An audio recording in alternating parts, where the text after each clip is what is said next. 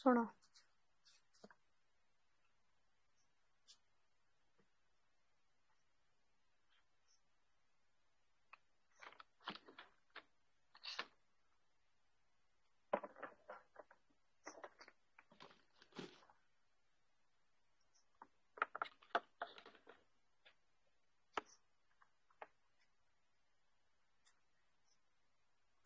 କହିଲା କୌଣସି ଏକ ବିଷୟକୁ ଭଲ ଭାବରେ ବୁଝିବା ପାଇଁ ତାର ଇତିହାସକୁ ଯିବା ଦରକାର। କଣ କହିଲା କହିଲ? ଯଦି କୌଣସି ଗୋଟେ ବିଷୟକୁ ତମମାନେ ବୁଝିବ ତା ଇତିହାସ ଜାଣିବା ଦରକାର, ତା ଅତୀତରେ କଣ ଘଟିଥିଲା। ଯେମିତି ଗୋଟେ ମଣିଷ ସମ୍ପର୍କରେ ଜାଣିବା ପାଇଁ ହେଲେ ତା ପିଲାବେଳର ଘଟଣା କଣ ଥିଲା, ସେ କଣ କରିଥିଲା, ଏସବୁ ସମ୍ପର୍କରେ ଜାଣିବାକୁ ପଡେ। ଠିକ ସେଇଭଳିଆ ଯେ କୌଣସି ଗୋଟେ ବିଷୟକୁ ପଢ ତା ଅତୀତ ସମ୍ପର୍କରେ ଜାଣିବ। ପ୍ରକୃତରେ ତା ପୂର୍ବ ଜୀବନରେ ସବୁ କଣ ଘଟି ଯାଇଥିଲା। ପର ଜୀବନ କଥା ଛାଡିଦବ, ପ୍ରଥମେ ପୂର୍ବ ଜୀବନର କଥାକୁ ବୁଝିବ। କହିଲା ସମାଜ ତତ୍ତ୍ୱ ଓ ନୃତତ୍ତ୍ୱ ସଂସ୍କୃତିକୁ ବିଭିନ୍ନ ପରିପ୍ରେକ୍ଷୀରେ ଓ ବିଭିନ୍ନ ପୃଷ୍ଠଭୂମିରେ ଆଲୋଚନା କରି ଆସିଛନ୍ତି। ସାମ୍ପ୍ରତିକ ପରିସ୍ଥିତିରେ ଏକ ସୁସ୍ଥ ସବଳ ଓ ପ୍ରଗତିବାଦୀ ସମାଜ ଗଢିବା ପାଇଁ ସାଂସ୍କୃତିକ ଆଧାରର ଗୁରୁ ଭୂମିକା ରହିଛି। ସେହି ଦୃଷ୍ଟିରୁ ସଂସ୍କୃତି ଅଧ୍ୟୟନ ସମାଜ ବିଜ୍ଞାନର ଏକ ବିଶେଷ ବିଷୟବସ୍ତୁ ଅଟେ। ବହୁ ପୁରା କାଳରୁ ମନୁଷ୍ୟର ସଂସ୍କୃତି ପ୍ରତି ଯେଉଁ ବିଶେଷ ରୁଚି ରହି ଆସିଛି ତାହା ସବୁବେଳେ ସଂସ୍କୃତି ଅଧ୍ୟୟନ ନିମନ୍ତେ ମାର୍ଗଦର୍ଶନ କରାଏ। ବୁଝେଇଦେଲା। କହିଲା ବହୁତ ପୁରାତନ କାଳରୁ ତମ ମାନଙ୍କର ମନୁଷ୍ୟର ସଂସ୍କୃତି ପ୍ରତି ଯୋଉ ରୁଚି ରହିଛି, ଯୋଉ ଆବେଗ ରହିଛି, ଯୋଉ ଭାବାତ୍ମକ ଚିନ୍ତାଧାରା ରହିଛି, ସେ ସବୁକୁ ସେ କଣ କରିଛି ନା ଏଇ ସଂସ୍କୃତି ଅଧ୍ୟୟନ ଯେତେବେଳେ ସେ କରିବ ତାକୁ ଗୋଟେ ମାର୍ଗଦର୍ଶକ କରେଇଦବ ବା ଠିକ ଉଚିତ ମାର୍ଗରେ ତାକୁ ନେଇକି ପହଞ୍ଚାଇ ଦବ। କହିଲା ପୁଣି କଣ କହୁଛି ନା କହୁଛି ଅଷ୍ଟାଦଶ ଶତାବ୍ଦୀରୁ ଏ ପର୍ଯ୍ୟନ୍ତ ସାଂସ୍କୃତିକ ଅଧ୍ୟୟନ ସମାଜ ବିଜ୍ଞାନର ବିଷୟବସ୍ତୁକୁ ସୁଦୃଢ କରିବା ସଙ୍ଗେ ସଙ୍ଗେ ବ୍ୟକ୍ତି ବିଶେଷଙ୍କୁ ସମାଜ ଓ ସଂସ୍କୃତିର ଜ୍ଞାନ ସହିତ ପରିଚୟ କରାଇଥାଏ। ଏଥିପାଇଁ ସଂସ୍କୃତି ଅଧ୍ୟୟନର ଇତିହାସ ବିଷୟରେ ସମ୍ୟକ ଜ୍ଞାନ ରହିବା ନିତ୍ୟାନ୍ତ ଆବଶ୍ୟକ। ବୁଝେଇଦେଲେ। କହିଲା ଅଷ୍ଟାଦଶ ଶତାବ୍ଦୀରୁ ଏ ପର୍ଯ୍ୟନ୍ତ ଯୋଉ ସଂସ୍କୃତିଟା ରହିଛି ବା ଯୋଉ ସାଂସ୍କୃତିକ ଅଧ୍ୟୟନ ଗୋଟେ ସାମାଜିକ ବିଜ୍ଞାନର ବିଷୟବସ୍ତୁ ରହିଛି, ସେ ସବୁ ବିଷୟବସ୍ତୁ ଯେତେବେଳେ ଜାଣିବ ସେତେବେଳେ ମଣିଷ ସୁଦୃଢ ହେଇଯିବ, ଷ୍ଟ୍ରଙ୍ଗ ହେଇଯିବ। ମୋ ଜେଜେବାପା ଅମଳର ଏଇଟା ଥିଲା, ତାପରେ ମୋ ଆଈ ମାଙ୍କ ଅମଳର ଏଇଟା ଥିଲା, କି ମୋର ଅନ୍ୟ କାହା ଅମଳର ଏଇଟା ଥିଲା।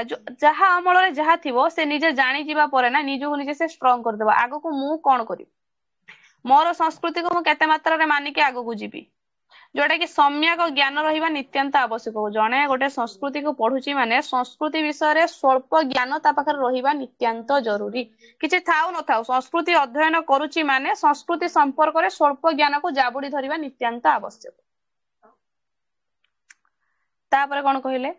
କହିଲା ବିଷୟ ପ୍ରବେଶ ପଳେଇ ଆସିଲା। ଦେଖ ସଂସ୍କୃତି ଅଧ୍ୟୟନକୁ ପଢିବା ପାଇଁ ହେଲେ ତମକୁ କେତେଟା ଶିକ୍ଷଣୀୟ ବିଷୟକୁ ନବ? 3ଟା ଶିକ୍ଷଣୀୟ ବିଷୟକୁ ନବ। କଣ କଣ ନା ସଂସ୍କୃତି ଅଧ୍ୟୟନର ପରିସର, ତାର ମଝି ତରିକାଟା କଣ ଅଛି, ସଂସ୍କୃତି ଅଧ୍ୟୟନର ଇତିହାସ, ସଂସ୍କୃତି ଅଧ୍ୟୟନକୁ ତମେ କାହିଁକି ପଢିବ, ପୂର୍ବରୁ ତା ସମ୍ପର୍କରେ କଣ ରହିଛି ସେ ସମ୍ପର୍କରେ ଜାଣିବ। ସାମ୍ପ୍ରତିକ ମତବାଦ ଏକ ସମାଜ ତାତ୍ତ୍ୱିକ ଅନୁଶୀଳନ। କଣ କହିଲା? ସାମ୍ପ୍ରତିକ ମତବାଦ, କିଏ କେଉଁ ସଂସ୍କୃତିକୁ ନେଇକି କିଏ କେଉଁ ପ୍ରକାରର ମତବାଦ ଦେଇଛନ୍ତି ସେ ସମ୍ପର୍କରେ ଜାଣିବ। ତା ସହିତ ଏକ ସମାଜ ତାତ୍ତ୍ୱିକ ଅନୁଶୀଳନ, ସମାଜକୁ ଆଖି ଆଗରେ ରଖିକି କେଉଁ ପ୍ରକାରର ସଂସ୍କୃତି ତମାନଙ୍କର କଣ ହେଇଛି ଆଗକୁ ବଢିଛି। ଏଇଟା ହଉଛି ସଂସ୍କୃତି ଅଧ୍ୟୟନର ପରିସର। ବୁଝିପାରିଲ ନା ବୁଝିପାରିଲ ନାହିଁ?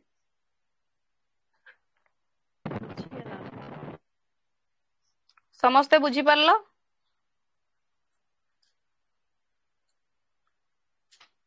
ସମସ୍ତଙ୍କୁ ପଚାରୁଛି, ସମସ୍ତେ ବୁଝିପାରିଲ? ଆଜ୍ଞା ମ୍ୟାମ୍। କିଏ ଆଜ୍ଞା ବୁଝିପାରିଲନି ମ୍ୟାମ୍। ପଚାର। ଯିଏ ନ ବୁଝି ପାରିଛ ପଚାର।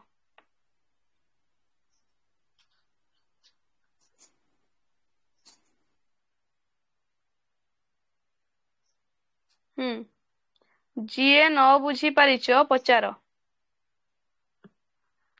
ସମସ୍ତେ ବୁଝିପାରିଛ?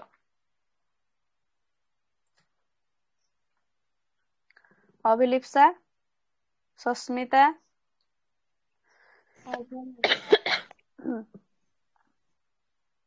ଆଚ୍ଛା ଅଭିଲିପ୍ସା ତମେ କ୍ଲାସ ଶୁଣୁଛ ତ? ଆଜ୍ଞା ମ୍ୟାମ୍ ଶୁଣୁଛି। ଠିକ ଅଛି। ବୁଝିପାରିଲ ସମସ୍ତେ ନା ବୁଝିପାରିଲ ନାହିଁ? ଠିକ ଅଛି ଅଭିଲିପ୍ସା ମ୍ୟୁଟ କରିଦିଅ। ଆଜ୍ଞା। ବିଷୟ ପ୍ରବେଶ ଦେଖ। କହିଲା ମନୁଷ୍ୟ ଏକ ସାମାଜିକ ପ୍ରାଣୀ। ମନୁଷ୍ୟ ଏକ କେଉଁ ପ୍ରକାରର ପ୍ରାଣୀ? ହେଲା ନିରବସ୍ୟ କଣ ମନୁଷ୍ୟ ଏକ କେଉଁ ପ୍ରକାରର ପ୍ରାଣୀ ପଚାରୁଛି ବା ସାମାଜିକ ପ୍ରାଣୀ। ସାମାଜିକ ପ୍ରାଣୀ। ତେଣୁ ମାନବ ସମାଜର ବିକାଶ ଅନ୍ୟ ଜୀବ ଜଗତର ବିକାଶ ଠାରୁ ଭିନ୍ନ ହୋଇଥାଏ।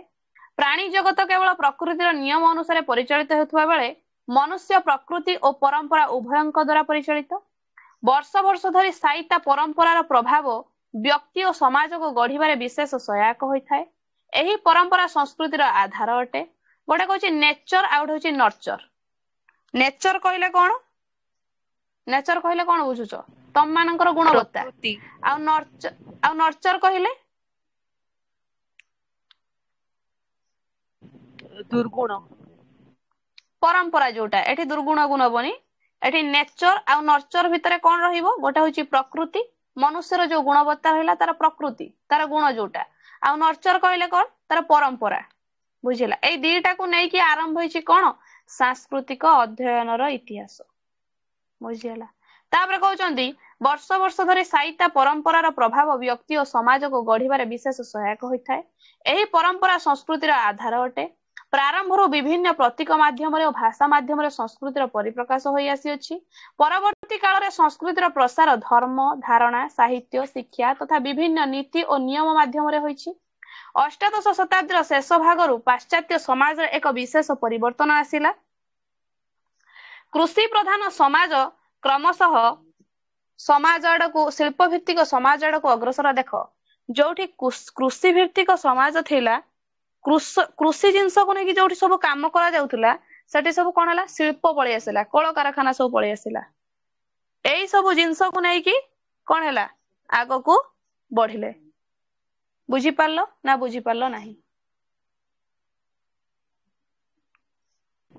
ବୁଝିହେଲା ମ୍ୟାମ୍। ଏହି ପରମ୍ପରା ସଂସ୍କୃତିର ଆଧାର ଅଟେ। ପୁଣି କଣ କହୁଛନ୍ତି? ପ୍ରାରମ୍ଭରୁ ବିଭିନ୍ନ ପ୍ରତୀକ ମାଧ୍ୟମରେ ଓ ଭାଷା ମାଧ୍ୟମରେ ସଂସ୍କୃତିର ପରିପ୍ରକାଶ ହୋଇ ଆସିଅଛି। ପରବର୍ତ୍ତୀ କାଳରେ ସଂସ୍କୃତିର ପ୍ରସାର ଧର୍ମ ଧାରଣା ସାହିତ୍ୟ ଶିକ୍ଷା ତଥା ବିଭିନ୍ନ ନୀତି ଓ ନିୟମ ମାଧ୍ୟମରେ ହୋଇଛି। ଅଷ୍ଟାଦଶ ଶତାବ୍ଦୀର ଶେଷ ଭାଗରୁ ପାଶ୍ଚାତ୍ୟ ସମାଜରେ ଏକ ବିଶେଷ ପରିବର୍ତ୍ତନ ଆସିଲା। କହିଦେଲେ କୃଷି ପ୍ରଧାନ ଯୋଉଟା କଣ ହେଲା? କ୍ରମଶଃ ଶିଳ୍ପ ଭିତ୍ତିକ ସମାଜ ଆଡକୁ ଅଗ୍ରସର ହେଲା। ନୂତନ ଯନ୍ତ୍ରପାତିର ଅଭ୍ୟୁଦୟ ଶିଳ୍ପ ଭିତ୍ତିକ ସମାଜ ଗଢିବାରେ ସହାୟକ ହେଲା। ବିଜ୍ଞାନର ପରିସର ବ୍ୟାପକ ହେବା ସହିତ ମନୁଷ୍ୟର ସାଧାରଣ ଜୀବନ ଯାପନ ପ୍ରଣାଳୀ ଓ ଚିନ୍ତାଧାରାର ବ୍ୟାପକ ପରିବର୍ତ୍ତନ ଆସିଲା। ନିହାତି ଭାବରେ ଦେଖ ଯୋଉଠି ପରିବର୍ତ୍ତନର ଧାରା ଆସିଛି ମାନେ ଶିଳ୍ପ କୃଷି ଭିତ୍ତିକୁ ଛାଡିକି ମନୁଷ୍ୟ ଶିଳ୍ପ କ୍ଷେତ୍ରକୁ ଆସିଲାଣି, ଯନ୍ତ୍ରପାତି ତିଆରି କଲାଣି, ନିହାତି ତାର ଚିନ୍ତାଧାରାରେ ବି ପରିବର୍ତ୍ତନ ଆସିବ ନା ଆସିବ ନାହିଁ? ତ ଆସିବ ମ୍ୟାମ୍। ଯୋଉଟା ମୁଁ ତମମାନଙ୍କୁ ପଢିକି ବୁଝଉଛି ଯେତେବେଳେ ତମମାନେ ନିଜେ ପଢିବ କଣ ମୋ ଚିନ୍ତାଧାରାକୁ ନେଇକି ତମମାନେ ପଢିବ କି? ଗୋଟେ ଅଲଗା ପ୍ରକାର ଚିନ୍ତାଧାରାକୁ ନେଇକି ତମମାନେ ପଢିବ। ଠିକ ସେଇଭଳିଆ ଯେତେବେଳେ କୃଷି ଭିତ୍ତିକ କାର୍ଯ୍ୟ ଥିଲା ମନୁଷ୍ୟ ଯାଉଥିଲା ସକାଳୁ ଉଠୁଥିଲା ଯାଉଥିଲା କାଦୁଅରେ ଚକଟି ହଉଥିଲା ଯାଇକି ତମମାନଙ୍କର ରୋଉଥିଲା ପୋତୁଥିଲା କେତେ ପ୍ରକାର କାମ କରୁଥିଲା ଧାନ ଟିକେ ଫସଲ କରିବା ପାଇଁ। ଏସବୁ ଧାନ ଫସଲ କରିବା ଆଉ ରୁଆ ପିତା ହାତରେ କରିବାକୁ ପଡୁନି, ମେସିନ ଆସିଗଲାଣି, ସବୁ ଯନ୍ତ୍ରପାତିର ବ୍ୟବହାର ହେଲାଣି। ଯଦି ମନୁଷ୍ୟ ଯନ୍ତ୍ରପାତି କେମିତି ବ୍ୟବହାର କଲା? ଚିନ୍ତାଧାରାକୁ ନେଇକି ପରିବର୍ତ୍ତନ କଲା ନା ଆଉ ଚିନ୍ତାଧାରାକୁ ନେଇ କାର୍ଯ୍ୟରେ ଲଗେଇଲା ନା ଆଉ ବେଶୀ ଚିନ୍ତା କଲା ପରେ ବିଭିନ୍ନ ପ୍ରକାର ସଫଳ କାମରେ ଯାଇକି ପହଞ୍ଚିଲା। ବୁଝିପାରୁଛ ନା ବୁଝିପାରୁନାହଁ? ଆଜ୍ଞା ମ୍ୟାମ୍ ବୁଝି ହଉଛି ମ୍ୟାମ୍। ପୁଣି କହିଲା ଊନବିଂଶ ଶତାବ୍ଦୀରେ ସମାଜର ବିଭିନ୍ନ ବିଭାଗକୁ ତନ୍ନ ତନ୍ନ କରି ବିଶ୍ଳେଷଣ କରିବାର ଉଦ୍ୟମ ଆରମ୍ଭ ହେଲା। ସଂସ୍କୃତିକୁ ଦେଖିବାର ଦୃଷ୍ଟିଭଙ୍ଗୀରେ ମଧ୍ୟ କ୍ରମଶଃ ପରିବର୍ତ୍ତନ ଆସିଲା। ସଂସ୍କୃତିକୁ କୌଣସି ଏକ ନିର୍ଦ୍ଦିଷ୍ଟ ପର୍ଯ୍ୟାୟରେ ନ ବାନ୍ଧି ବିଭିନ୍ନ ସମୟରେ ଓ ବିଭିନ୍ନ ପୃଷ୍ଠଭୂମିରେ ତାଙ୍କୁ ଅଧ୍ୟୟନ କରିବାର ଆବଶ୍ୟକତା ଉପଲବ୍ଧ ହେଲା।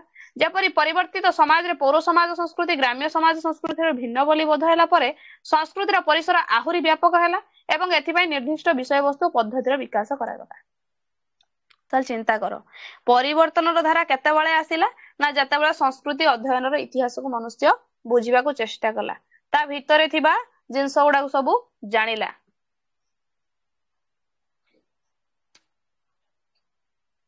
ପୁଣି ଦେଖ କଣ କହିଲେ? ପରିସର ଭିତରେ କଣ ରହିଲା? ମଣିଷ ସମାଜ ସଭ୍ୟତା ଓ ସଂସ୍କୃତି ପରସ୍ପର ସହିତ ଓତପ୍ରୋତ ଭାବେ ଜଡିତ। ଗୋଟେ ହଉଛି ମଣିଷ, ଗୋଟେ ହଉଛି ସମାଜ, ଗୋଟେ ହଉଛି ସଭ୍ୟତା, ଆଉ ଗୋଟେ ହଉଛି ସଂସ୍କୃତି। 4 ଜଣ। ଯେମିତି କହିବାକୁ ଗଲେ କଣ କହିବାକୁ ଗଲେ ଯେମିତି ମନୁଷ୍ୟ ସମାଜ ସଭ୍ୟତା ସଂସ୍କୃତି ହେଉଛି ଗୋଟିଏ ମୁଦ୍ରାର ଦୁଇଟି ପାର୍ଶ୍ୱ ସଦୃଶ। ଯେମିତି ସାହିତ୍ୟ ବିନା ଇତିହାସ ନାହିଁ, ଇତିହାସ ବିନା ସାହିତ୍ୟ ନାହିଁ। ବୁଝିପାରୁଛ ନା? ଦୁହେଁ ଦୁହିଁଙ୍କର କଣ? ଗୋଟିଏ ମୁଦ୍ରାର ଦୁଇଟି ପାର୍ଶ୍ୱ ସଦୃଶ। ସେଇଭଳି ମନୁଷ୍ୟ ସମାଜ ସଭ୍ୟତା ଓ ସଂସ୍କୃତି ଗୋଟିଏ ମୁଦ୍ରାର ଦୁଇଟି ପାର୍ଶ୍ୱ ସଦୃଶ। ତେଣୁ ବିବର୍ତ୍ତିତ ଧାରାରେ ମନୁଷ୍ୟର ଚିନ୍ତାଧାରା ଓ ଦୃଷ୍ଟିଭଙ୍ଗୀରେ ଯେଉଁ ପରିବର୍ତ୍ତନ ଆସିଲା, ତାହା ସଂସ୍କୃତି ଅଧ୍ୟୟନକୁ ଆହୁରି ବୈଜ୍ଞାନିକ ଢଙ୍ଗରେ ଅନୁଶୀଳନ କରି ସାମାଜିକ ବୋଧ ପ୍ରତିଷ୍ଠା କଲା। ଚିନ୍ତା କର, ଯେତେବେଳେ ମଣିଷ ସମାଜ ସଭ୍ୟତା ସଂସ୍କୃତି ଏକ ହେଇଗଲେ, ଗୋଟିଏ ଜିନିଷକୁ ନେଇକି ଆଗକୁ ବଢିଲେ, ସେତେବେଳେ ମନୁଷ୍ୟର ଚିନ୍ତାଧାରାରେ ପରିବର୍ତ୍ତନ ଆସିଲା। ସେ ସମାଜକୁ ଦେଖିଲା, ନିଜେ ବୁଝିପାରିଲା ଯେ ହଁ ପ୍ରକୃତରେ ସମାଜରେ ଏଇଟା ହଉଛି, ମତେ ଆଉ କିଛି ଅଲଗା କରିବାର ଅଛି, ମୁଁ ନୂତନ କରିବି। ନୂଆ କରିକି ଗଢିବାର କ୍ଷମତାକୁ ସେ ଆଖି ଆଗକୁ ଆଣିଲା। ସେ ଗଲା ପୁଣି କଣ କହିଲା ନା, ଯେତେବେଳେ ସଂସ୍କୃତିକୁ ସେ ଅଧ୍ୟୟନ କଲା, ତାର ସଂସ୍କୃତି, ହଁ ପୂର୍ବ ଜନ୍ମରେ ନାରୀଟିଏ ବିବାହ ବନ୍ଧନରେ ବାନ୍ଧି ହଉଥିଲା, ନଈ ନଈ ଚାଲି ଚାଲିକି ମୁଣ୍ଡର ଓଢଣା ଦେଇକି ଯାଉଥିଲା, ମୁଁ ଆଉ ସେ ମୁଣ୍ଡର ଓଢଣା ଦେଇକି ଯିବିନି ତ, ମୁଁ ଟୋଟାଲି ମୁଣ୍ଡର ଓଢଣା ମୁହଁ ଦେଖା ହଉଥିବ ମୁଁ ଯିବି। ହଁ ପୂର୍ବ ଜନ୍ମରେ ନାରୀଟିଏ ତାର କାନ୍ଦି କାନ୍ଦି ବାହା ହେଲା, କାନ୍ଦି କାନ୍ଦି ଯାଉଥିଲା, ଏବେ ମୁଁ ଆଉ କାନ୍ଦିବିନି ତ, ମୁଁ ସିଧା ଯିବି। ଏଇ ଯୋଉ ସବୁ ପରିବର୍ତ୍ତନର ଧାରା ଦେଖାଗଲା, କାହିଁକି? ମନୁଷ୍ୟ ଚିନ୍ତା କଲା ଯେ ମୁଁ କିଛି ନୂତନ କରିକି ଗଢି ତୋଳିବି, ଯୋଉଥିପାଇଁ କି ବୈଜ୍ଞାନିକ ଢଙ୍ଗରେ ଅନୁଶୀଳନ କରି ସାମାଜିକ ବୋଧ ପ୍ରତିଷ୍ଠା କଲା। ସେ ବିଜ୍ଞାନ କ୍ଷେତ୍ରକୁ ନେଇଗଲା, ସାହିତ୍ୟକୁ, ସଂସ୍କୃତିକୁ ବିଜ୍ଞାନ ଆଡକୁ ପୁରାପୁରି ନେଇଗଲା। ଆଜିକା ଦୁନିଆରେ ରଜ କହିଲେ ତମେ ମାନେ କାଠ ପଟା ଦୋଳିରେ ଝୁଲି ଖେଳିଥାନ୍ତ, ନଚେତ୍ ରସି ବାନ୍ଧିକି ଦୋଳି ଖେଳିଥାନ୍ତ।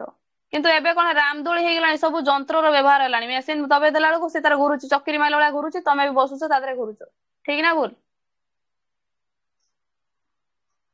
ଆଜ୍ଞା ମ୍ୟାମ୍। ତାହେଲେ ଭାବ, ତାହେଲେ କେତେ ଧାରାରେ ତମମାନଙ୍କର କଣ କଲଚର ବା ତମ ସଂସ୍କୃତି କେତେ ଆଗକୁ ବଢିଲାଣି। ସେଥିପାଇଁ ତ ସେ କହିଲା, there is a stage by stage evaluation of the concept of culture। ପଦ୍ଧତି ପରେ ପଦ୍ଧତି, ପିଢି ପରେ ପିଢି, ଷ୍ଟେଜ ପରେ ଷ୍ଟେଜ ସେ ବଢି ବଢିକି ଯାଇଛି, ପରିବର୍ତ୍ତନ ହେଇକି ଯାଇଛି। ବୁଝିପାରିଲ? ରେମଣ୍ଡ ପୁଣି ତାଙ୍କ ବକ୍ତବ୍ୟରେ କହିଛନ୍ତି, ସଂସ୍କୃତିକୁ ପରବର୍ତ୍ତୀ କାଳରେ ମନୁଷ୍ୟର ଜୀବନ ଧାରା ବାରମ୍ବାର ଶୈଳୀ ସହିତ ସମାନ କରାଯାଇଛି। ତାଙ୍କ ମତରେ ଊନବିଂଶ ଶତାବ୍ଦୀର ଦ୍ୱିତୀୟ ଭାଗରେ ସାଂସ୍କୃତିକ ଅଧ୍ୟୟନ ଏକ ତୁଳନାତ୍ମକ ଗବେଷଣାର ବିଷୟବସ୍ତୁ ହେଲା, ତଥା ଉଚ୍ଚ ନିଚ କ୍ରମରେ ବିଭିନ୍ନ ସାମାଜିକ ଗୋଷ୍ଠୀ ମଧ୍ୟରେ ସାଂସ୍କୃତିକ ଅଧ୍ୟୟନ ସାମାଜିକ ସ୍ତରୀକରଣ, ଯୋଉଟା କି ସୋସିଆଲ ଷ୍ଟ୍ରାଟିଫିକେସନ ର ପରିପ୍ରକାଶ କରାଗଲା। ସାମାଜିକରଣ ଦେଖାଗଲା, ସୋସିଆଲିଜିମ ଆସିଗଲା ଏଠି। ଥରେ ଭାବ, କିଏ କହୁଛନ୍ତି? ରେମଣ୍ଡ କହୁଛନ୍ତି ଏ କଥା। କହୁଛନ୍ତି କେବଳ ଯେ ଯନ୍ତ୍ରପାତିର ବ୍ୟବହାର ହବ, କେବଳ ଯେ ବିଭିନ୍ନ ପ୍ରକାରର ଗାଡି ମଟର ଚାଲିବ, ବିଭିନ୍ନ ପ୍ରକାରର ରାମଦୋଳି ଲାଗିଯିବ ଚାଲିବ, ସେଇଟା ନୁହଁ। ଏଠି ସାମାଜିକକରଣକୁ ନେଇକି ବି ସେ ଆରମ୍ଭ କଲେ ତାଙ୍କର ଗୁଣବତ୍ତା। ଥରେ ଭାବ, ତାପରେ କଣ କଲେ ଦେଖ। ପ୍ରଭାବଶାଳୀ ଜାତି ନିଜକୁ ଉଚ୍ଚ ମାନ୍ୟତା ଦେବା ସଙ୍ଗେ ସଙ୍ଗେ ଅନ୍ୟମାନଙ୍କ ମଧ୍ୟରେ ହୀନ ମାନ୍ୟତା ବୋଧ କରାଉଥିଲେ। ବୁଝେଇଦେଲେ, ଯୋଉମାନେ ଉଚ୍ଚ ଶ୍ରେଣୀର ଲୋକ ସେମାନେ ଆଗକୁ ବଢିବାର କ୍ଷମତା ପାଇଲେ, ଆଉ ଯୋଉମାନେ ନିଚ ଶ୍ରେଣୀର ଲୋକ ସେମାନେ ଆଗକୁ ଯିବାର କ୍ଷମତା ପାଇଲେ ନାହିଁ। ଯୋଉଥିପାଇଁ କି ତାଙ୍କୁ କଣ ହେଲା? ତାଙ୍କୁ କଣ ହେଲା? ତଳକୁ ଭେଦଭାବ ଖସିଲେ ଗୋଟେ ସେମାନେ। ପ୍ରକାରର ସୃଷ୍ଟି। ଭେଦଭାବ ଗୋଟେ ପ୍ରକାରର ସୃଷ୍ଟି ହେଇଗଲା, ଯୋଉଥିପାଇଁ କି ସେମାନଙ୍କ ମନରେ କଣ ହେଲା? ହୀନ ମାନ୍ୟତା ଦେଖାଲା। ତୁ ଉଚ୍ଚ ମୁଁ ନିଚ, ତୁ ବଡ ମୁଁ ସାନ, ଏଇ ଯୋଉ ଭେଦଭାବଟା ଦେଖାଦେଲା। ଏହି ବାସ୍ତବତାକୁ ସଂସ୍କୃତିର ଅଧ୍ୟୟନ ମାଧ୍ୟମରେ ଲୋକଲୋଚନକୁ ଅଣାଯାଇ ପାରିଲା। ଧନୀର ଗରିବ ଉପରେ, ପୁରୁଷର ନାରୀ ଉପରେ, ମାଲିକର ଦାସ ଉପରେ ଚାଲି ଆସିଥିବା ପ୍ରଭୁତ୍ୱର ଐତିହାସିକ ତଥ୍ୟର ଆଧାରରେ ସାଂସ୍କୃତିକ ଅଧ୍ୟୟନ ପରିବର୍ତ୍ତିତ ସମାଜକୁ ଏକ ଭିନ୍ନ ଦୃଷ୍ଟିଭଙ୍ଗୀ ଦେବାରେ ସହାୟକ ହେଲା। ଥରେ ଭାବ, କେତେ ମାତ୍ରାରେ ଜିନିଷଟା ପରିବର୍ତ୍ତନର ଧାରାକୁ ନେଇକି ଆଗକୁ ଯାଇଛି। ବୁଝିହେଲା? ତ ଛୋଟିଆ ଜିନିଷ ନୁହଁ ଇଏ।